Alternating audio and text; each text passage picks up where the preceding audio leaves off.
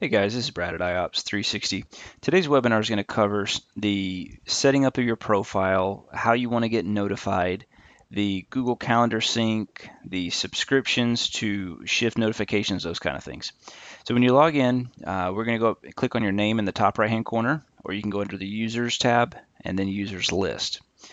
When this comes up, you'll have your profile there, and you'll see that you have an employee ID, a badge number, and an alternative login, those top three.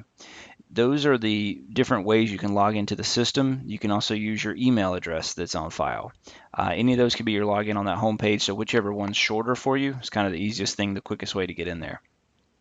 When we're looking at this page, it's got a couple different fields on there. There's two email addresses inside the system, so if you want one to be a company email address and you want one to be a personal, you can do that kind of information. If it's difficult to check your company emails while you're at home and off shift and you want those to go to personal, you can do that. The next block we're going to look at is the SMS or the text features.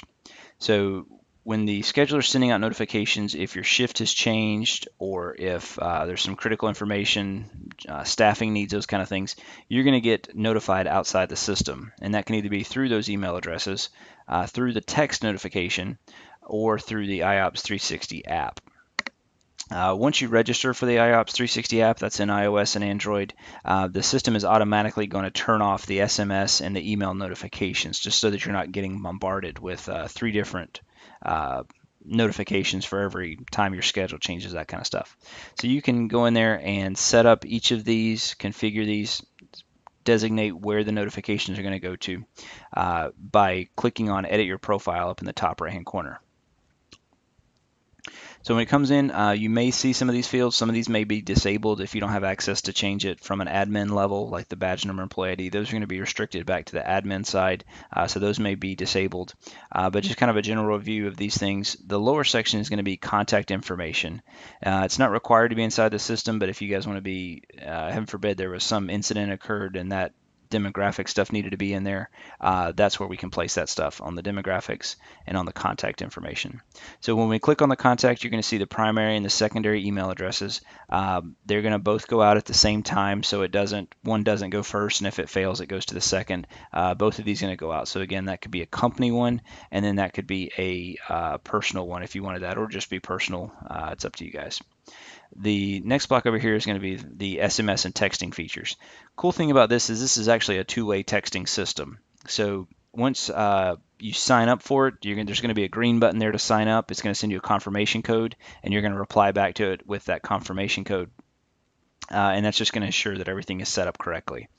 The cool thing about this is anytime that this has been established, you can text it the word today, and you'll get a copy of today's schedule sent to you via text. Tomorrow, help will show you a list of the full commands that are involved in the system. There's a couple neat things you can do inside of that system. The next line is going to be where the notifications go to. So you can choose if you want the notifications to go to your email and text, or do you want it to just go to the app only. And again, that's going to default to app only as soon as you register with the app. We have the quiet time section down here. This is for people that want to get a good night's rest and you don't want those pages coming through, let's say from 11 o'clock at night until 7 a.m. in the morning.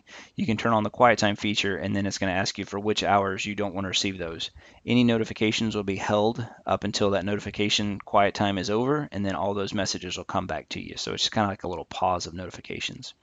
The miscellaneous contact information, this is perhaps like a landline or just an alternate way to get a hold of you. This no texts go through this, no emails come out, anything like that. This is only for just admin, secondary.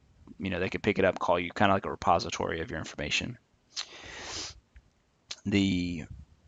Once you've kind of verified the email address and the paging, those kind of things, take a look at the emergency contact information tab. Again, that may be something that your organization wants that information in there as well. Again, loved ones, those kind of things, any kind of special instructions in case you were to be delayed on a transport or there was to be something they need to get a hold of family for any reason. The last thing in here is the picture tab.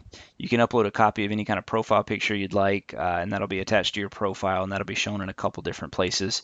And you've got the option to upload that, and then of course remove that as well. So when you're all done, hit Update Profile, and The next thing we'll look at is the subscriptions tab out here on the side. If you want to get a text notification, email, that kind of stuff, X number of hours before your shift begins to remind you that you've got to go to work the next day, you can turn that on by subscribing to the shift reminders. This will also include classes that you're taking or teaching as well. This is great for part-time staff that maybe don't come in quite as often. This was a nice little reminder for them. If there's any classes that you guys specifically need that you're deficient in, let's say ACLS, you really need one, you can subscribe to those class creation notifications as well.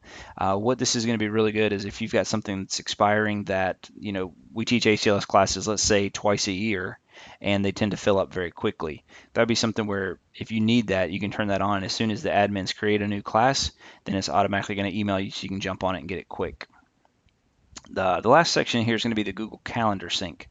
So if you're using the scheduling aspect of this and any admin changes any of your events or creates a calendar for the upcoming month, those kind of things, then the scheduler will automatically send that information over to Google and it'll populate right on your calendar inside your phone. So that way you don't have to even log into the scheduler to see what you're looking. You can just scroll down, you'll see the events. It'll have the date, the time, the address, the unit name, those kind of things in there for you. So the last aspect of the communication side of this is also Active 911 integrations. So if you've already set up your Active 911 groups and you're a part of that group through Active 911, then any notifications that come out of here can also be directed back to Active 911, so you can get the notifications that way. So if you set those things up, you should be in great shape, and we'll talk to you then.